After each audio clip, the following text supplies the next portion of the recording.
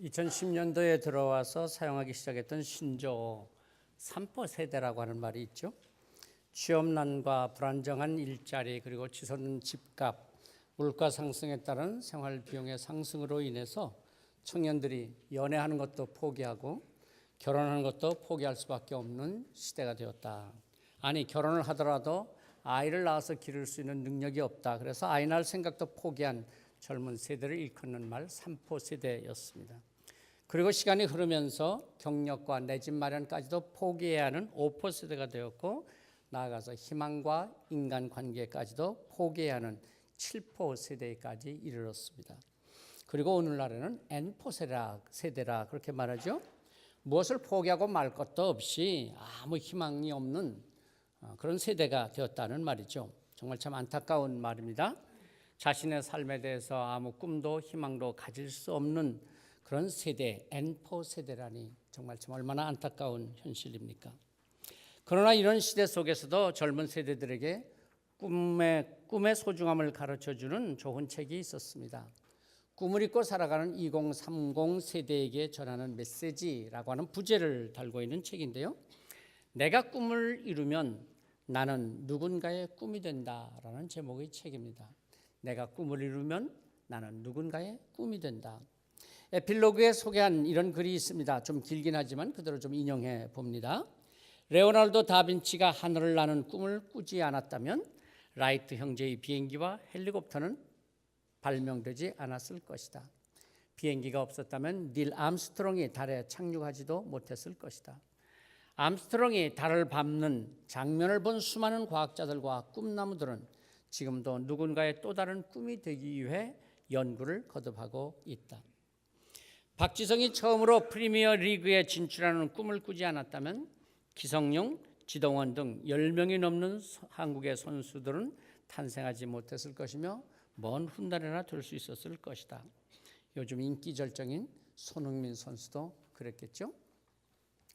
미국의 케네디 대통령을 직접 만나 악수까지 나눈 두 소녀는 그날부터 꿈을 키웠다. 훗날 한 소녀는 미국의 대통령이 되었고 다른 한 소녀는 유엔의 사무총장이 되었다. 바로 그는 클린턴과 반기문 총장이다. 꿈은 이렇게 전염성이 강하고 파급 효과가 크다. 당신이 만약 어떤 꿈을 이루기 위해 노력하고 있거나 혹은 지금 당장 꿈이 없더라도 내가 꿈을 이루면 나는 누군가의 꿈이 된다는 사실만은 꼭 기억하라. 누군가의 꿈을 부러워하지 말고 누군가의 꿈이 되라. 그리고 에필로그를 마치면서 서산대사의 시 야설, 밤야자 눈설자의 야설이라는 시에 이런 구절을 인용합니다. 눈 덮인 들판을 걸어갈 때 함부로 어지러이 걷지 마라. 오늘 내가 남긴 발자취는 뒷사람의 이정표가 되나니. 눈 덮인 길 좋다고 신났다고 이리저리 마구 뛰고 뒹굴었던 저의 어린 시절 정말 생각해 보면 그 뒤를 누군가는 또 걸어갈 발자국이 될 수도 있다고 하는 것이죠. 오늘까지도 살아오면서 아무 꿈도 없이 산 사람들은 아마 없으실 것입니다. 크고 작은 꿈, 바람들을 가지고 우리가 걸어온 한 걸음 한 걸음들이 나 혼자만의 걸음이 아니라 나와 나의 자녀들 또는 나도 모를 누군가에게 새로운 이정표가 될 수 있다고 하는 사실을 기억하라는 말입니다. 잘 하려고 했지만 때로는 실패했던 일이라고 할지라도 그것이 누군가에게는 새로운 꿈을 꾸는 도구, 새로운 길이 될 수도 있는 것이고 잘된 일이라면 잘된 일로 누군가의 꿈이 될 수 있다고 하는 것이죠. 오늘 우리의 발자취가 다음 세대들을 혼란스럽게 만드는 발자취가 아니라 우리 뒤에 걸어오는 세대들의 이정표가 될 수 있는 삶이 되기를 바라는 것입니다. 우리 경서교회가 오늘까지 걸어온 신앙의 발자취들이 우리 뒤에 걸어오는 우리의 자녀들에게, 우리의 신앙의 후배들에게 신앙의 이정표가 될지언정 혹시라도 교회 생활에 회의를 느끼게 하거나 교회를 떠나게 하는 발자취가 되지는 않기를 바랍니다. 얼마나 부유하게 살았나, 멋지게 살았나, 재미있게 살았나. 아니, 이것보다 정말 중요한 것은 나의 뒤에 걸어오는 사람들에게 내 삶의 자취들이 이정표의 역할을 할 수 있다면 정말 아름다운 삶이요 성공적인 신앙생활이었다고 할 수 있지 않겠습니까? 우리가 잘 아는 잠언 29장 18절 말씀에 보면 묵시가 없으면 백성이 방자히 행하거니와 라고 말씀했습니다. 이 말씀을 70인역 성경에서는 이렇게 번역했습니다. 꿈이 없으면 백성이 망하거니와 라고 했습니다. 정말 그렇지 않습니까? 꿈이 없는 백성, 꿈이 없는 나라, 꿈이 없는 교회는 지금은 아무리 편하고 아무리 풍요롭고 아무리 좋은 교회라고 할지라도 어쩌면 얼마 가지 못해서 멸망할 수 있다고 하는 것입니다. 꿈, 나의 꿈이 아니라 하나님께서 주시는 꿈. 우리는 오늘 읽은 말씀 요셉의 꿈 이야기, 언제 읽어도 늘 가슴 벅차오르는 이야기입니다. 요셉은 자신이 감당하기 어려울 정도의 정말 여러 고통의 환경을 겪으면서도 하나님께서 주신 꿈을 결코 잃어버리지 않았습니다.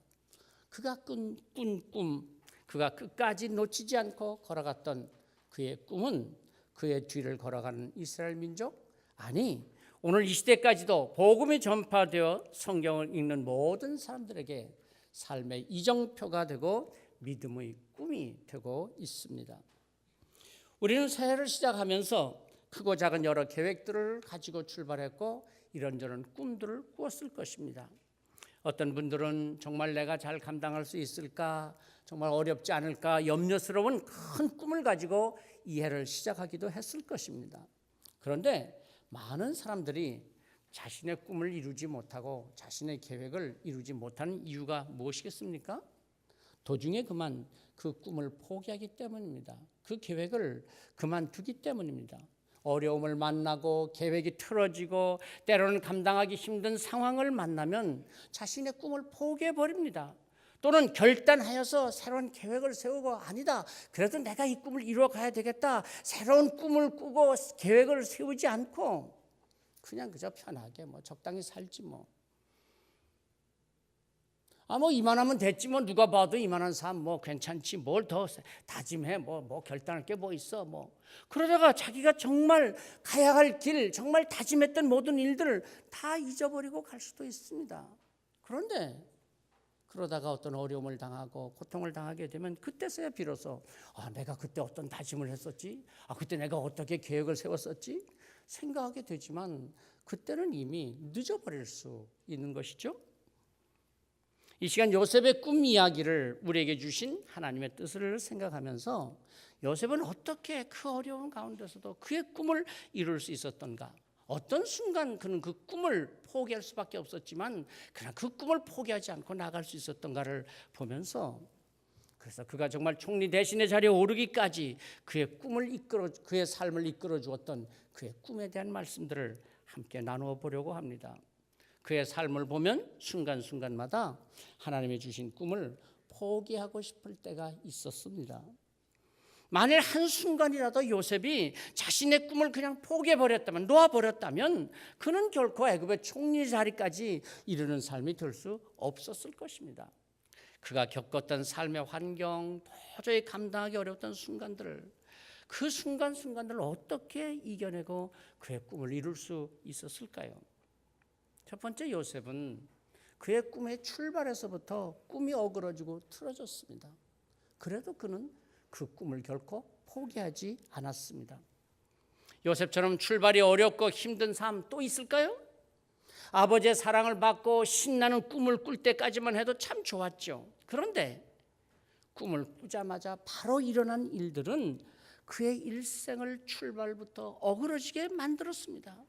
형들의 시기를 받아서 깊은 굴 속에 던져지고 죽을까봐 염려했더니 그걸 다시 건져주어서 살려주나 했더니만 애굽으로 가는 상인들에게 팔아버립니다.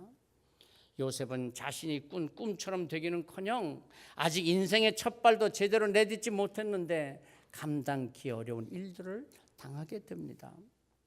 그러나 요셉이 마지막에 애굽의 총리가 되기까지 자신의 그 고통스러운 삶을 포기하지 아니하고 끝까지 살아갈 수 있었던 것은 사실 그가 꾼 꿈을 포기하지 않았기 때문입니다. 하나님께서 주신 꿈이라고 믿었기에 그는 시작부터 일이 꼬이고 어그러지는 삶이었지만 끝까지 그 꿈을 포기하지 아니하고 꿈을 이룰 수가 있었던 것이죠. 우리 밭에서 곡식단을 묶더니 내 단은 일어서고 형들의 단이 내 단을 둘러서서 나한테 절하더이다. 하늘의 해와 달과 별들 11별들이 나한테 다 절하더이다. 자신의 꿈을 신나서 형들에게 이야기하자마자 형들의 시기와 질투를 받게 됩니다. 그리고 역경에 빠져들어갑니다. 그러나 그는 그 자신의 꿈을 포기하지 않았기에 끝까지 그의 삶을 이끌어갈 수 있었던 것입니다. 혹시 우리가 계획을 세우고 꿈을 꾼다고 했을 때 그 꿈이 시작에서부터 좀 어그러지고 틀려진다고 해서 우리의 꿈이 잘못되었던 것은 아니지 않습니까? 삶의 출발은 내 책임이 아닐 수 있습니다. 그러나 내 인생이 어떻게 끝나냐고 하는 것은 내 책임입니다. 좋은 집안, 좋은 부모 아래에서 태어나고 싶지 않은 사람이 어디 있겠어요? 그러나 그것은 내가 선택할 수 있는 삶의 여건들이 아닙니다. 삶의 출발은 내가 선택할 수 없지만 그러나 삶의 마지막은 내가 선택할 수 있습니다. 시작이 힘들다고, 시작이 어그러졌다고 그 꿈을 버리고 아무 꿈도 꾸지 않는다면 내 삶은 마지막까지 힘든 삶이 되고 말 것입니다. 그러나 늘 다시 꿈을 꾸고 또 그 꿈을 포기하지 않는다면 그 꿈은 반드시 이루어지게 될 것입니다. 꿈을 꾸고 계획을 세워서 나아갈 때 시작부터 어렵고 일이 어그러진다고 해서 그 꿈을 포기하지 않았던 요셉이었습니다.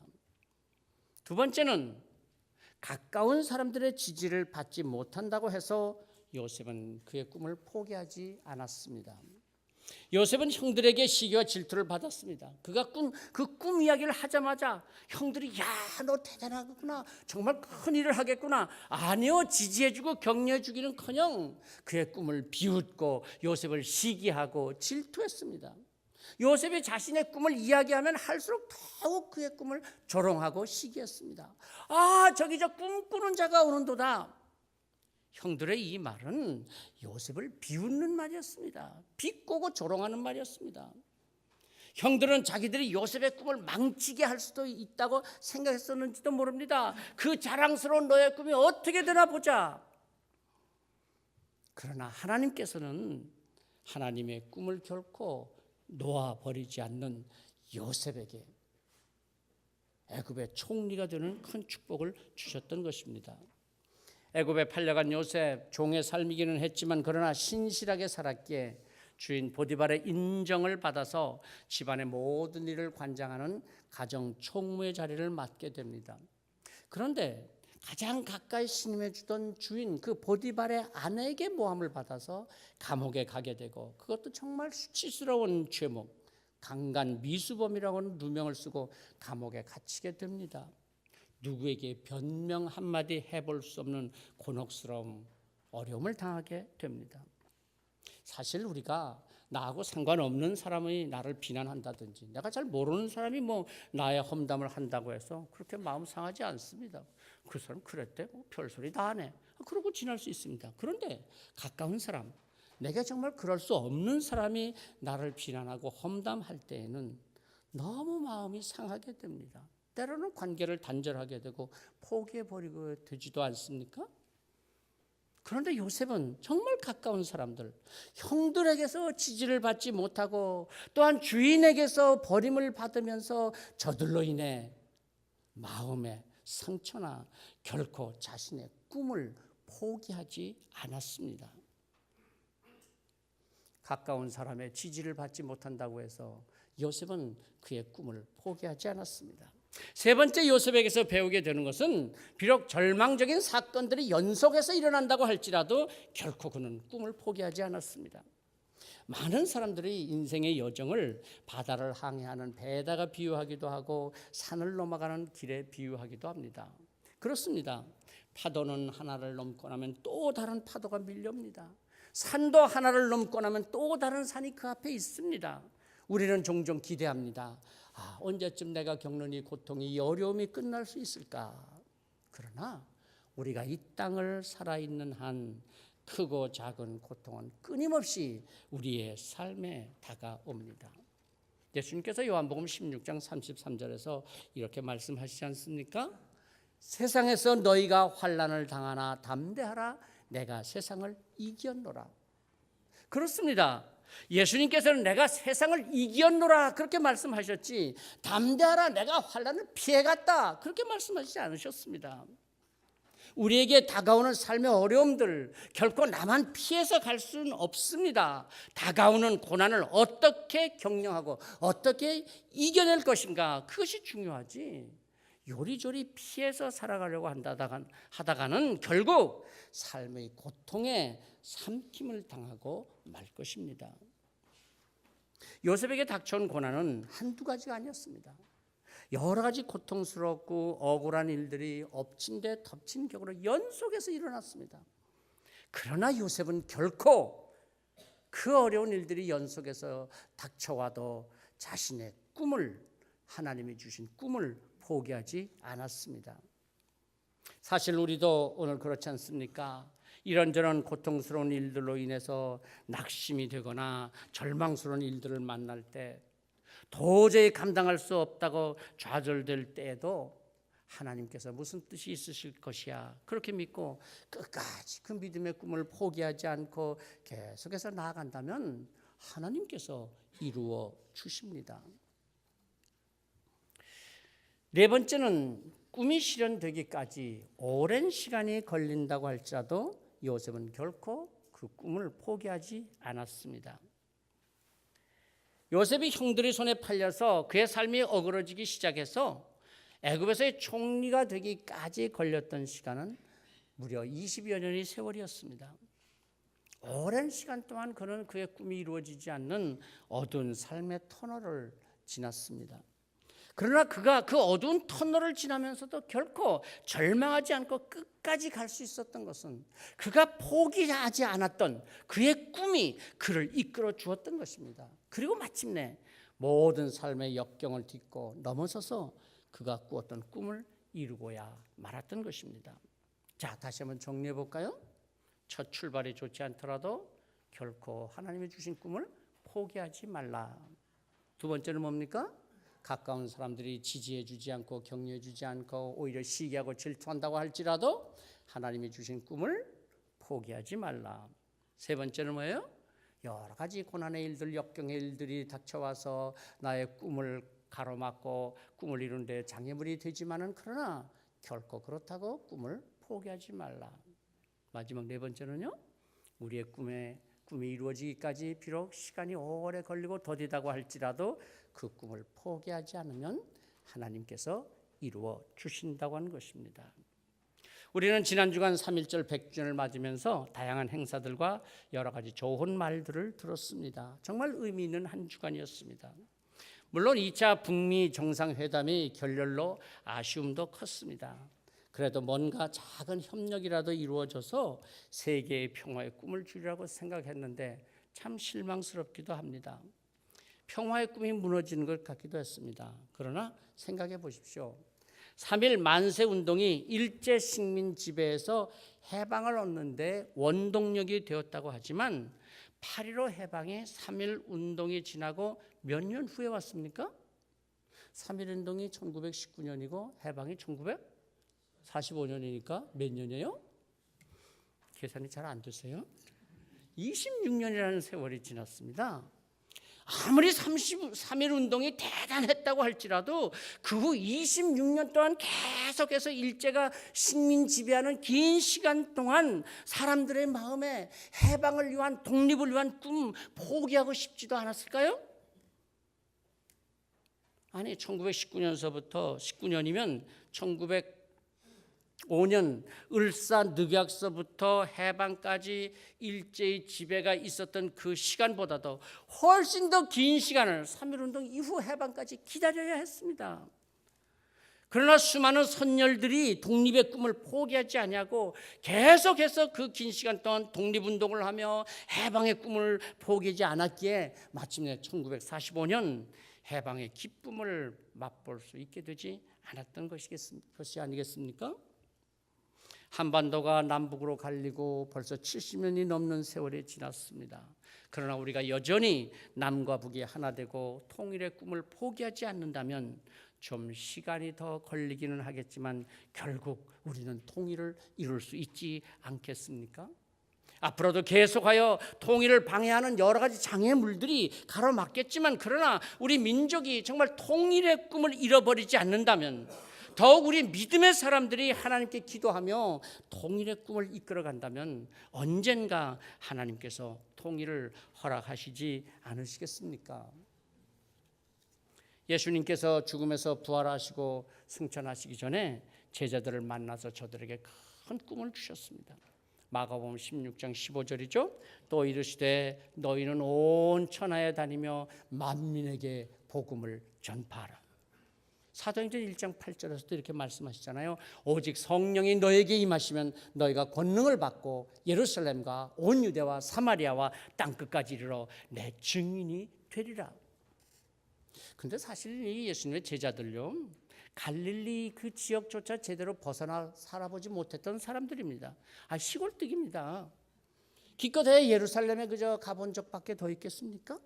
그저 거기서 고기나 잡고 그래서 생계를 연명하며 살았던 저들. 아니, 어떤 제자는 백성들의 그저 속이고 등쳐먹으면서 살았던 세리였습니다. 사람들의 비난을 받으며 살았던 사람들이었습니다. 그저 언제나 자기 코앞의 일 때문에 그저 안달복달하면서 그저 그 문제에 집착해 살았던 사람들이었습니다. 그런데 주님께서 저들에게 주님의 꿈, 만민에게 복음을 전파하라, 땅끝까지 이르러 내 증인이 되리라. 그 말씀이 마음에 와 닿았을까요? 아멘. 뭐 그랬겠어요? 지금 뭔 소리야? 깨닫지도 못했을 겁니다. 그런데 저들이 마가의 다락방에서 불꽃처럼 강한 바람처럼 성령님께서 역사하셔서 주님의 꿈이 저들의 꿈이 되게 하셨고, 그 꿈을 위해서 저들은 남은 삶을 헌신하게 하셨던 것입니다. 저는 강원도 산골짜기에서 태어나서 정말 그 제가 살던 동네는 이리 봐도 산 저리 봐도 산과 하늘 이외에는 아무것도 볼 수 없는 그런 시골에서 태어나서 살았습니다. 그러니 거기서 뭔 꿈이 있었겠어요. 그런데 성령님께서 제게 역사하셔서 하나님의 꿈을 갖게 하시고 그 꿈을 잃어버리지 않고 오늘까지 달려올 수 있게 하셨습니다. 때로는 저의 꿈이 사람들로부터 비난 조롱이 되기도 하고 친척들로부터 비웃음거리가 되기도 했지만은, 그러나 성령님께서는 오늘의 제가 저의 꿈보다 몇 배나 더 큰 삶을 살게 하셨습니다. 그러나 저는 아직도 꿈을 꿉니다. 여러분들은 어떤 꿈을 꾸십니까? 여러분들에게는 어떤 꿈이 있으십니까? 말세에 내가 내 영을 모든 육체에 부어주리니 너희의 자녀들은 예언할 것이요 너의 젊은이들은 환상을 볼 것이요 너의 늙은이들은 꿈을 꾸리라. 성령이 충만한 베드로의 입에서 터져나온 설교요 고백이었습니다. 사랑하는 성도 여러분, 다시 한번 하나님의 꿈을 꾸어보시지 않으시겠습니까? 때로는 사람들로부터 너의 꿈이 어떻게 되는지 보자 비웃음을 당하기도 하고 조롱을 받기도 하겠지만, 그러나 나를 향하신 하나님의 꿈, 경서교회를 향하신 하나님의 꿈, 성령님께서 우리 가슴에 벅차오르게 하시는 하나님의 꿈, 이 새 봄을 맞으며 하나님께서 주시는 꿈을 함께 꾸며 만민에게 복음을 전하는 성도들, 땅끝까지 증인이 되는 꿈으로 가득한 우리 경서교회 모두가 되시기를 성부와 성자와 성령의 이름으로 축복합니다. 기도하십시다. 하나님께서 우리에게 주신 꿈은 늘 우리 속에 있습니다. 그러나 때로는 시작부터 어려움을 겪기도 하고 가까운 사람들로부터 비난과 조롱을 당하기도 하고 때로는 여러 큰 어려운 일들이 계속해서 닥쳐와서 낙심하기도 합니다. 때로는 너무 오랜 시간 그 꿈을 이루지 못해서 안타까움을 갖습니다. 그러나 우리가 그 꿈을 포기하지 않는다면 하나님께서는 결국 이루게 하십니다. 주님, 이 꿈을 포기하지 않게 하옵소서. 우리 묵상으로 기도하시겠습니다.